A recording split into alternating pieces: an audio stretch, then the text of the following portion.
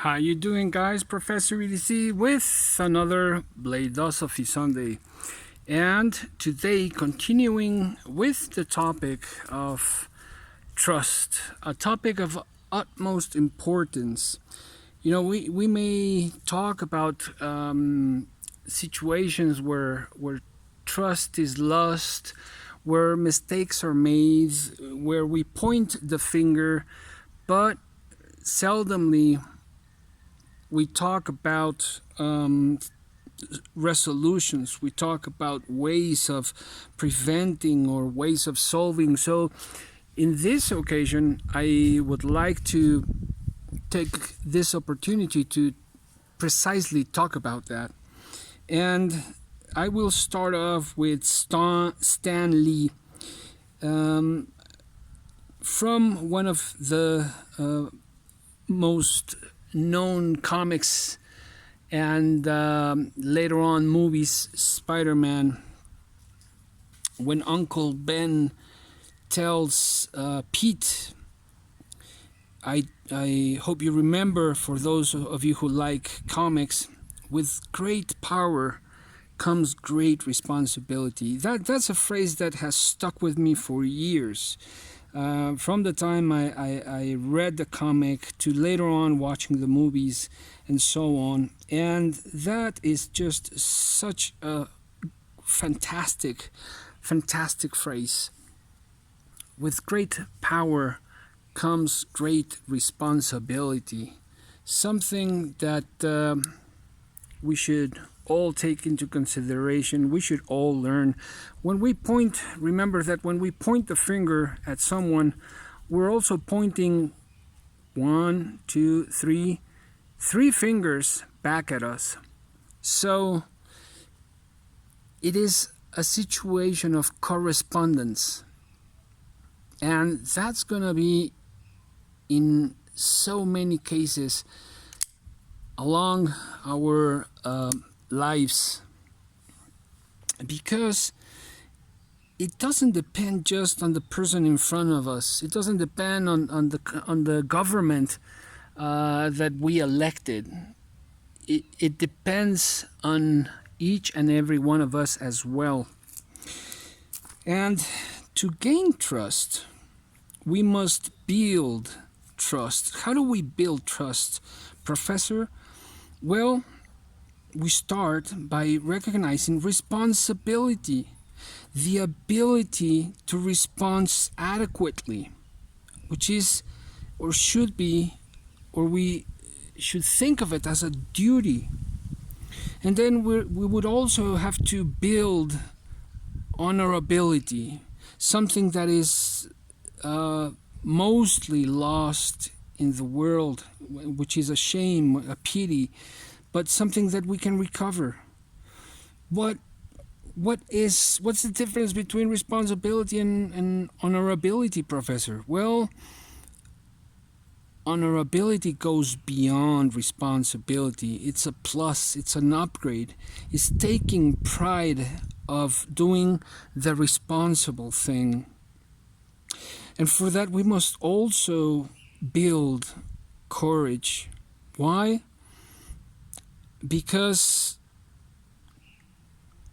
on either side we are, whether we break trust or someone breaks our trust, to come out of it, we're going to need strength. We're going to need courage for that.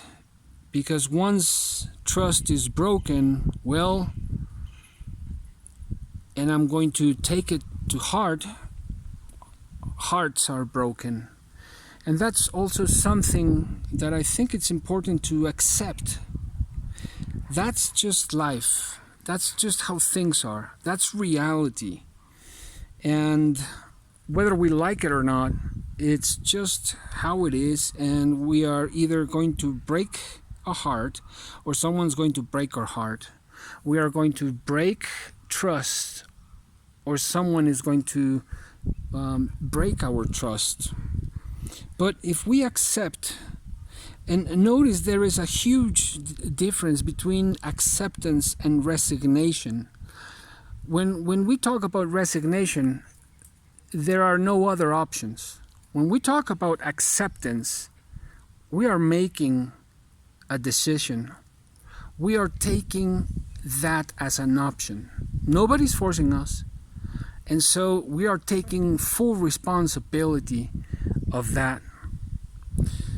Such as Ben Belkin did.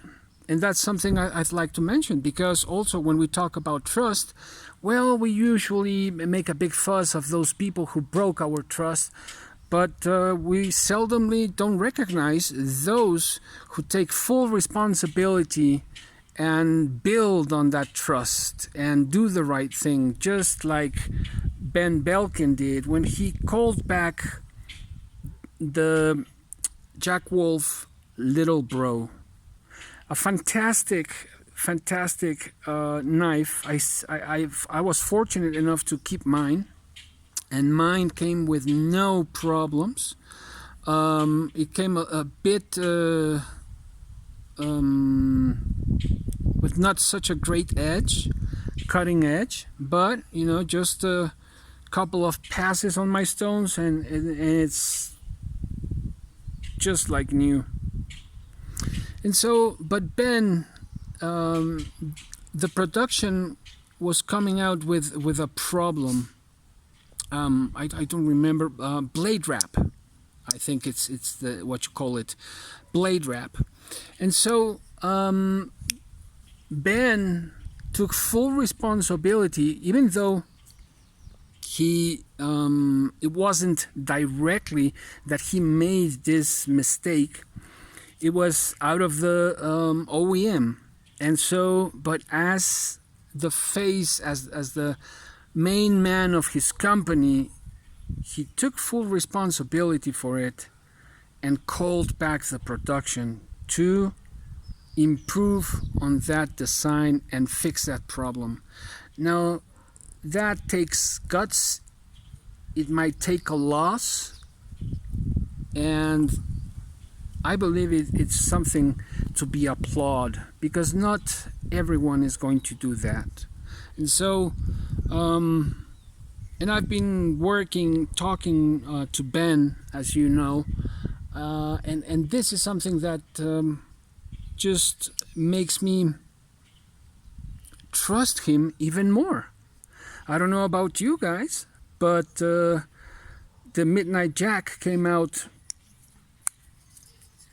perfectly well, and even if it didn't, I would trust Ben and his service and his company just by the action, just by how he acted upon this situation, by accepting the situation and effectively communicating the situation. Something that we have to think about as well when we build on trust.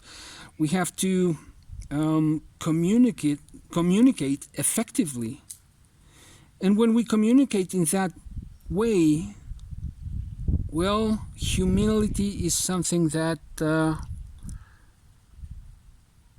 that must be part of it.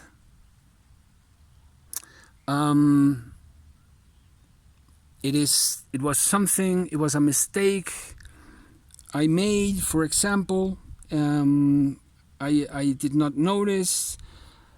It was my fault, and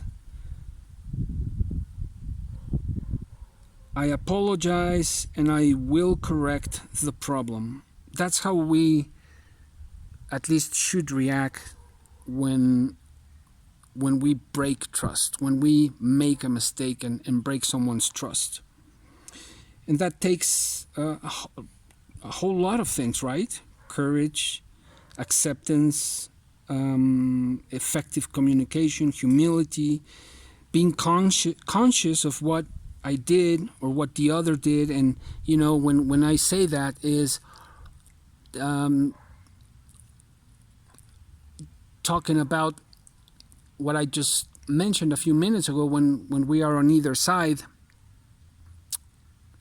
if someone has broken my trust, well, we are bound to make mistakes. And then a good friend that I haven't seen in a while, Slicey Dicey, yeah, he probably made a mistake, and I'm not going to go into it. But we all make mistakes, and we all deserve second and third chances. And we have done so with other people, haven't we? We have done so with other companies, haven't we? And so it's not a matter of punishing. It is a matter of taking things seriously, and of course, publishing when bad things happen in that sense. But we have proof of it, right? And reporting people who are misleading or wanting to trick people into buying stuff that doesn't exist, like just happened to me with here in Mexico.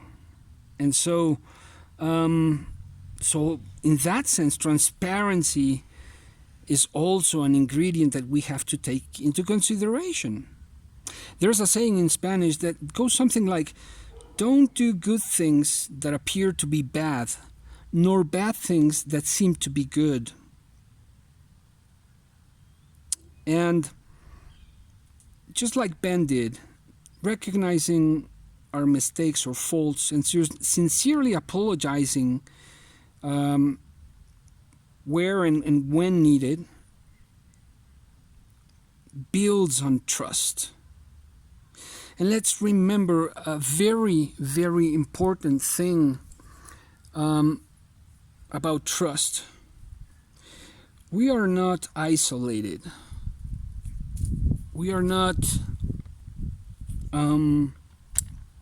beings that exist on our own, and our actions of body, speech, and mind have repercussions on others, especially those immediate or close to us. And if we look at history, we are not perfect, are we? And so, but there are people who build on their mistakes.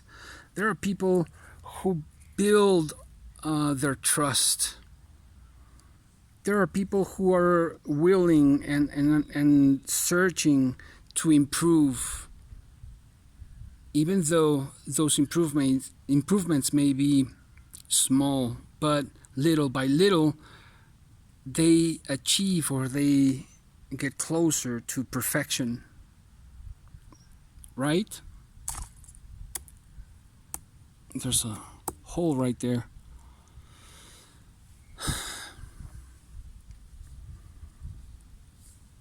There are those who build on trust and even have a continuous quality control area in their companies.